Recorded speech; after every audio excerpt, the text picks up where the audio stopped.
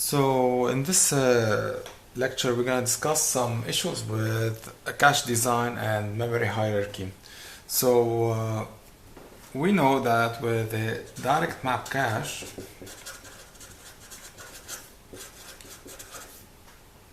data goes to a specific place, which is the memory address, block address, modulo number of blocks in cache. So now if I have a cache and I have blocks, so I pose the question, what happens when the block size increases? So when I have a bigger block size, so let's say instead of 2 words I extend it to be 4 words, from 2 words to 4 words. So in principle I should have a lower miss rate. Why? Because I'm bringing more data from main memory into cache. However, if cache blocks increases even more, then it will take a significant part of the overall space inside the cache. So let's say I have here 4 and I have 1, 2, 3, 4, 5, 6, 6 words. Let's say let us extend it to be 8. So now I have 4 blocks with 2 word block. Now if I increase it a little bit more, I'm gonna do 4 by 4. So although the block is more and in theory the miss rate increases, however the competition between the block increases. So eventually the miss rate will eventually increase. Why? Because here I have 0, 1, 2, 3. I have 4 blocks that they are competing against. Here I have only 2 blocks. What I gain from getting more words sequentially from main memory, I lose with increased competition because I only have 2 slots to go there. And I have another disadvantage, is that larger cache blocks may increase miss penalty. Why? Because the block, when it increases, the penalty to get the words increase also. So cache blocks are preferably large in size. However, they should not take a large portion of the cache.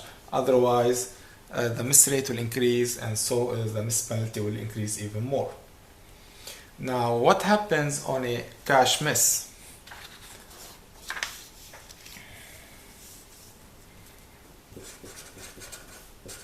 So the processor asks for a certain instruction, and let's talk about instruction misses. So usually the instruction that the processor wants and couldn't find is find at PC minus 4. So since PC is incremented, as we know from the previous chapter, which about the data path, the PC is incremented at the beginning of the execution. So the address of the instruction generating the miss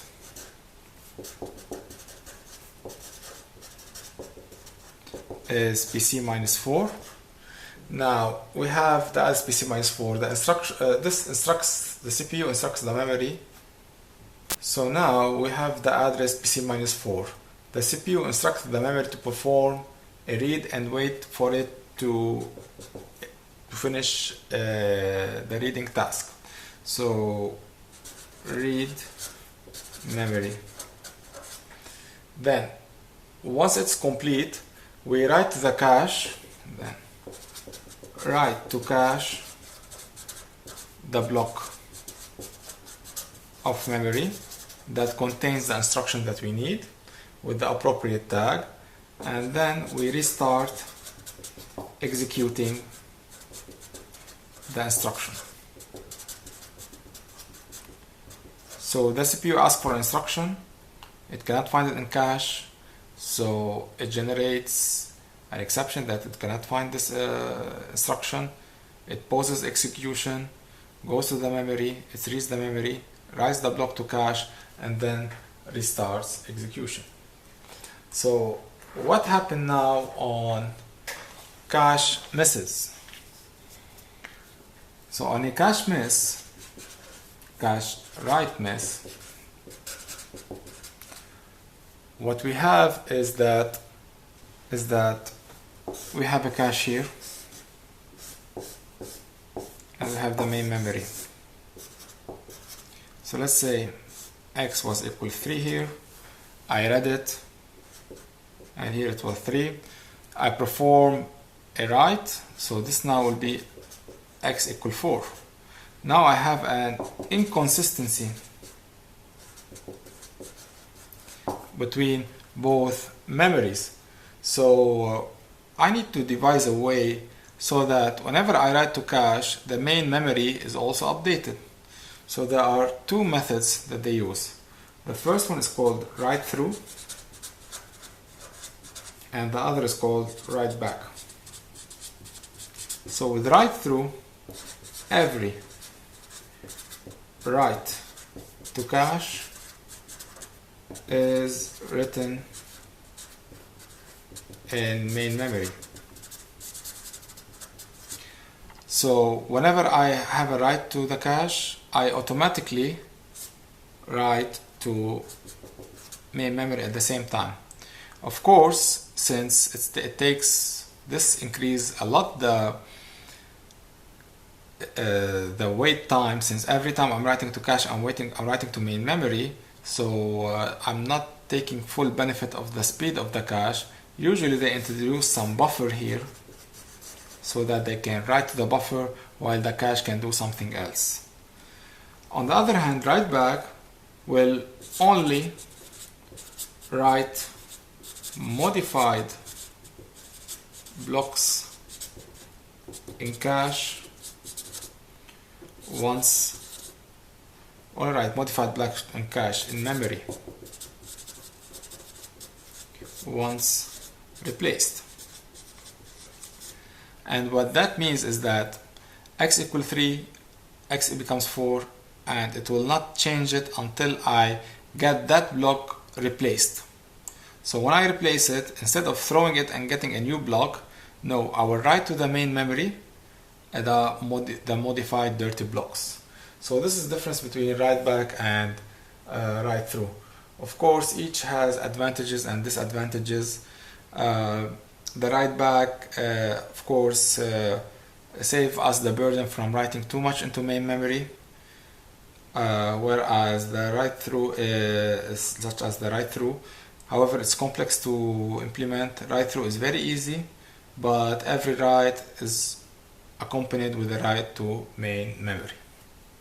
I'd like to talk about a different topic which is called cache performance. With cache performance, I need to improve the way the cache talks with the CPU, and we can work on two different things. So we can reduce miss rate,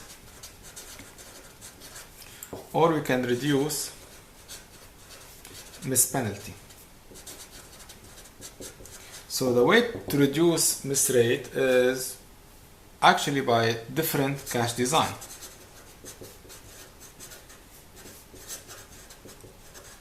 We can have a cache design, as we know that the direct map cache always replaces the location, a specific location, even though the cache is empty. On the second technique, we can reduce the miss penalty by adding another level of memory or cache. So in this case we have L1 cache, L2 cache, and then the main memory, for example. And this actually reduces the time it takes to go to main memory. L2 will be cheaper than L1, slower, but not as slow as the main memory. So now if I want to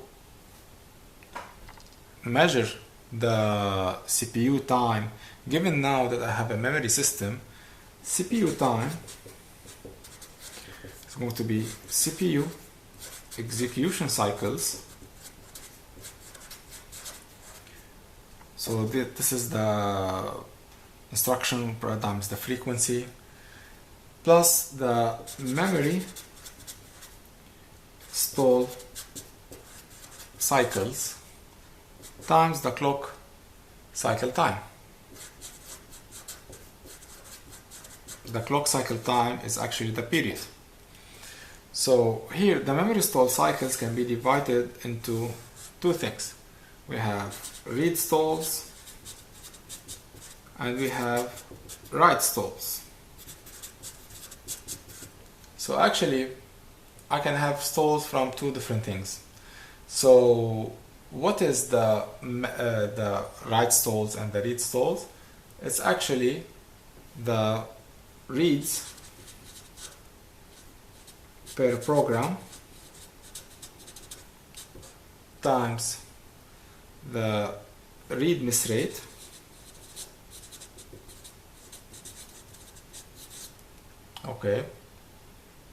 times the miss penalty, whereas the write stalls is equal writes per program times the miss rate, write miss rate, times the miss penalty. So the writes per program are usually the instructions that writes to the memory, usually store words, store bytes, and the reads for the per program are the loads. The miss rate is depending on the cache design, and the miss penalty depending on the size of the block and the main memory that I'm fetching into. Usually we can combine these into two and we call them memory stall cycles. So memory stall cycles is memory accesses per program times miss rate times miss penalty. So this is the formula for the misses. Sometimes I can separate them, sometimes I don't have to separate them. So let's take an example. So the example is, assume that we have a miss rate of instruction cache of 2% and the data cache is 4%. So here we have a system which has a I cache which has a miss rate of 2% and a data cache which has a miss rate of 4%. So I have two different caches. So CPI perfect, which is with no stalls, is equal to, and the miss penalty, of course the miss penalty for both, since both of them go to the same memory structure, is 100 cycles. And we have the frequency of loads and stores is equal to 36% of the whole program. So what we mean by frequency is not actually the speed of the processor, but we need the rate of loads and stores that we have. So here, of course, I don't have the number of instructions, but do I really need the number of instructions since it's the same program? So let's call the instruction count I. This is the total program. Okay. Now, if I want to have the miss cycles for the data miss cycles, of course the program here is find the CPI for the non-perfect cache and compare it with the perfect cache. So now I know that all stalls and all loads are 36%. So 0.36 of what? Of the total number of instructions. And I know for the data cache I have a 4% miss rate. So on average 4 of these will miss. And if I miss, I will pay 100 cycles. So this will lead to 1.44 times I, 4 cycles, times instructions. Okay, so cycles. Then I have the instruction cache miss cycles. This will be, of course, we have the same number of misses or the loads for and the stores, so they are 36% times the miss rate is 2%, and we have 100 cycles. So this will be 3.2.0 I cycles. Now, if I want the total CPI for non-perfect cache,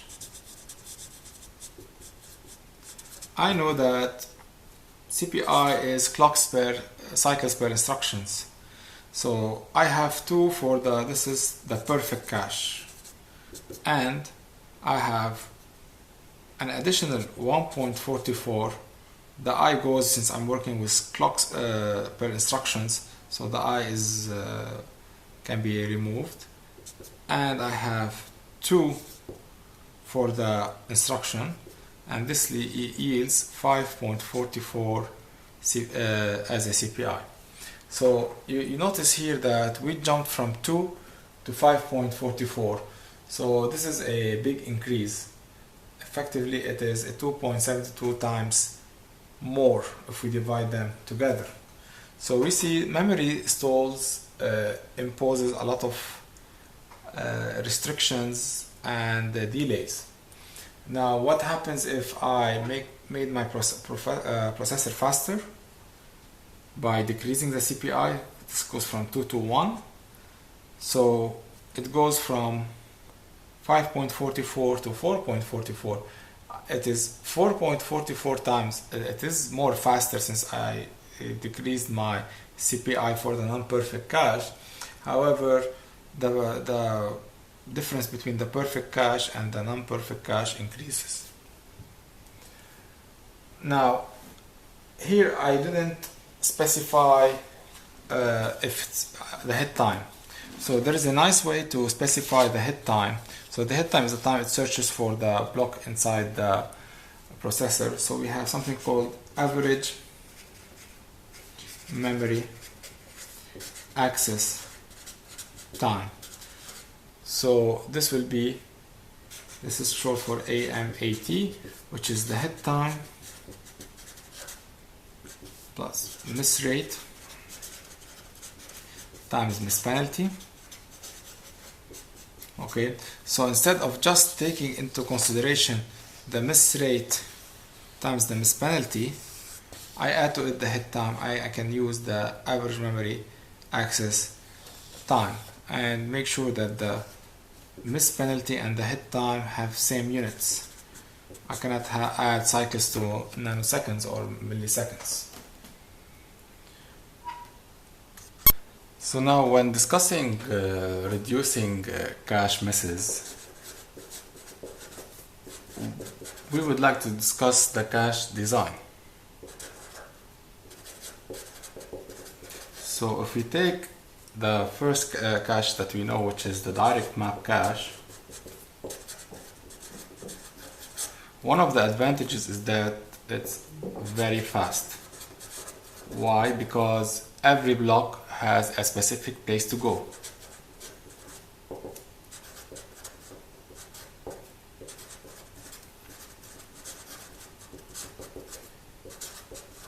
So if we have this 8 locations from 0 to 7, so here we have an 8 block cache.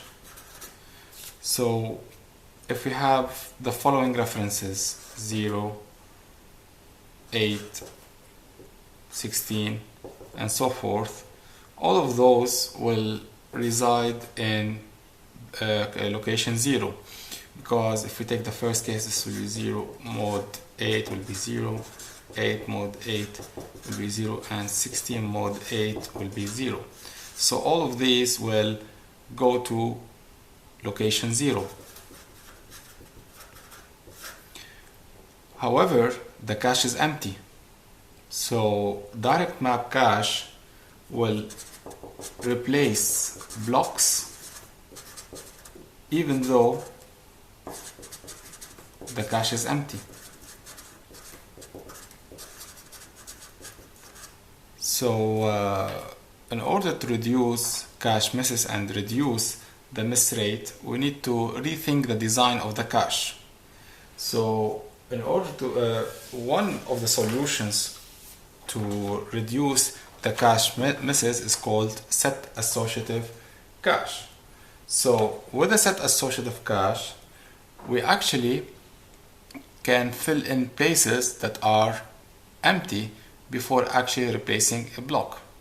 So if we take a look at fully associative cache.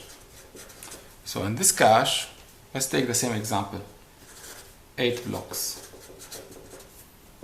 So of course it has the same from 0 to 7. Here, each block, the placement of block is done on the first empty location. So every block goes into an empty slot. So if we have block 0, 8, 16, block 0 will be here, block 8 will be here, and block 16 will be here. However, there is no placement strategy, so we don't know which block is in which place. So this means that we need to search the whole cache each time we need to find a block. So this means, okay, miss rate will be low, however speed also will be low, since we need to search the whole cache to find the block. Of course, we need to search the tag and the addresses respectively. So this is very slow. So we need to find like a compromise between the direct map, which is very fast and however it has a high miss rate, and fully associative cache, which is very slow but also has a low miss rate. And here comes something called set associative, which is a combination of the two, between direct map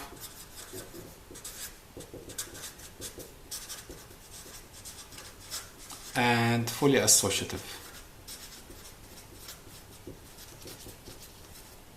So here we need to discuss the issue of a set. So we know that if we have a memory, all right, this is the main memory, and it has, this is block 0, block 1, all the way to block 100. It can have many blocks. So if we have a, let's say 4, well, let's start with 2-way set associative. of course it needs to be multiples of 2.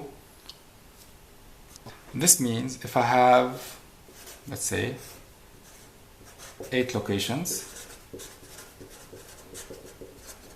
with the two-way set associative, this means I have a total of 4 sets.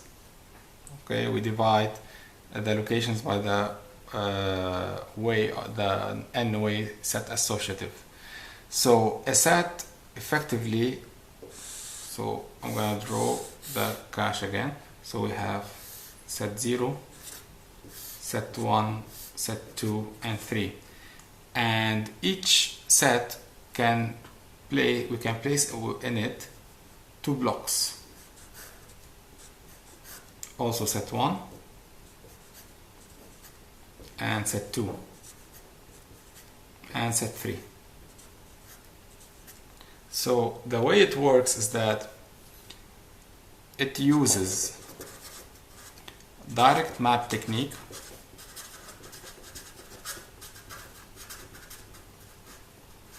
for finding the set, and inside the set we have fully associative behavior.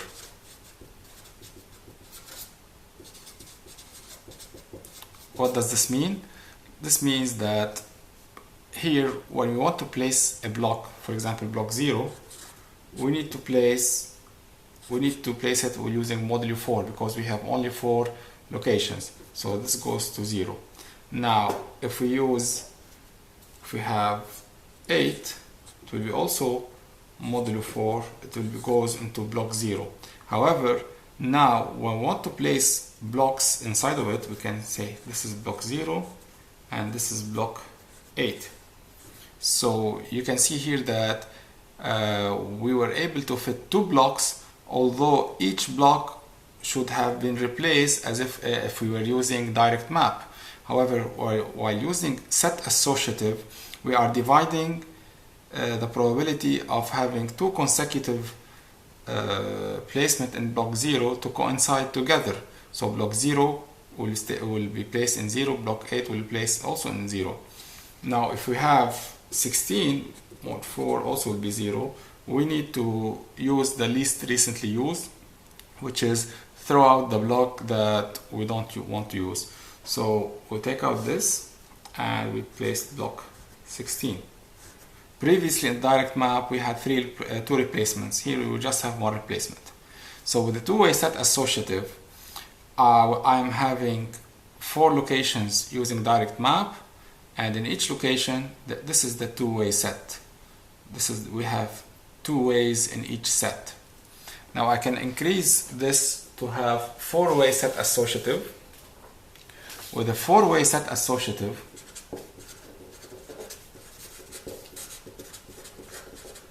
of course I still have 8 locations. This means I will have 8 over the 4-way, it will be 2 sets. So the cache will look like this. This is set 0 and this is set 1, and in here I have 4 sets. So I can fit 4 blocks in the set.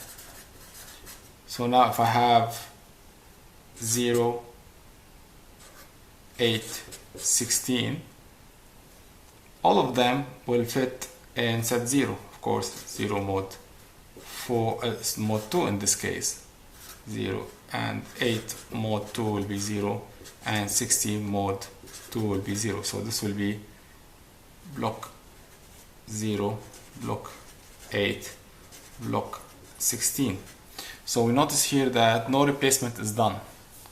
So in this case, although the competition gets higher between the sets, since now we're doing modulo 2, the same thing for the two-way set associative where we're doing modulo 4, there are more competition with respect to the direct map with 8 locations because we're doing modulo 8. In the case of 4, I have a probability of not replacing the blocks since we have fully associative for the two ways.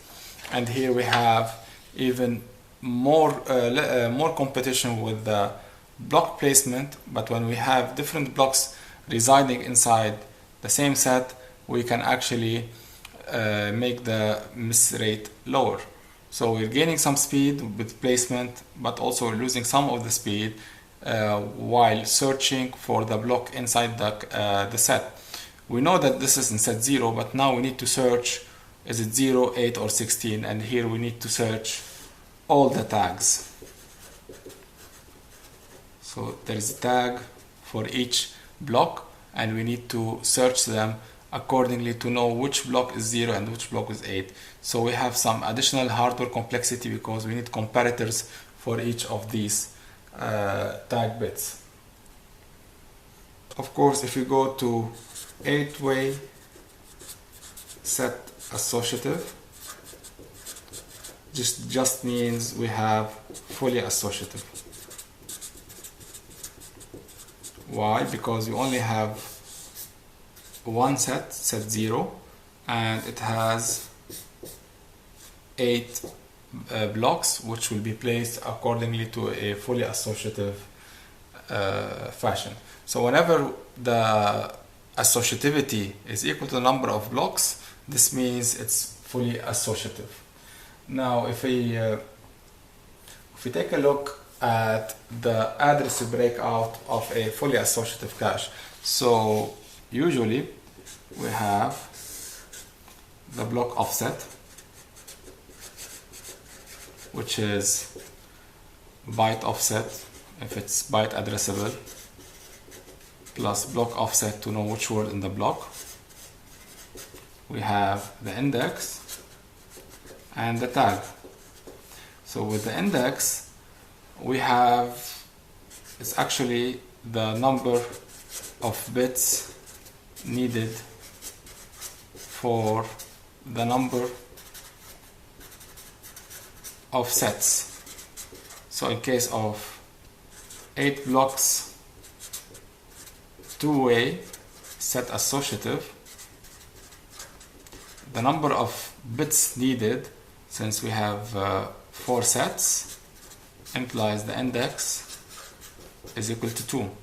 For the 4-way set associative, the index is only 1 because we have 2 sets. So of course, when we want to replace, we're going to use the least recently used technique. So replace blocks only that are not used before or recently.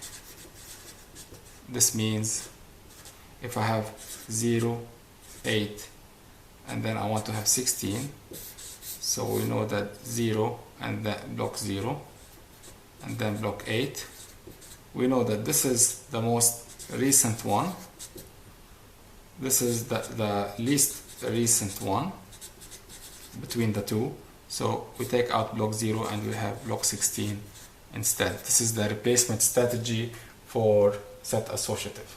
Now if you want to know the total number of tag bits, so these are the bits that differentiate between blocks in the same set. So let's start with this problem. Assume we have 4K blocks and 4-word block size at a 32-bit address. So if we take a look at 4K blocks, this means we have 2 power 12 blocks. Okay, and we have 4-word block. This means 2 power 2 words in a block. So we directly notice that we need 2 bits for block offset. It's also byte addressable. Let's place this byte addressable. So this means I need plus 2 bits for offset. this makes a total of 4 bits for the block offset. Remember, this is block offset, this is index, and this is the tag. So we need to know how much tag the whole cache has. So now we need to know the bits needed for the index. So the index changes from different associativity. So let's start with the first one. Now if we start with a two-way set associative cache and 4K blocks, we first need to find how many sets do we have. So 4K over 2, which means 2K sets. This means we have set 0 all the way to set 2K minus 2K to power 11 minus 1, because this is equal to 2 times 2 power 10 sets, which is equal to 2 power 11 sets. This means that the index used to address those sets is equal 11. Now each set has 2 blocks and each has a tag, and of course the block is, if I take a look at the block, it has 4 words, and we need also it is byte addressable. So the block offset is equal 4. Now index is 11. Now the tag bits per set or per location is equal to 32 minus the index 11 bits minus the block offset 4 equal 17 bits. And now the total number of tag bits will be equal to these 17 bits times, we have 2 of them per location, times the number of sets, which is 2K sets. So this means this will be equal to 68 kilo or 1000 tag bits. Now if we take the case of 4-way set associative, what will change? So with a 4-way set associative, and of course we have the 4K blocks,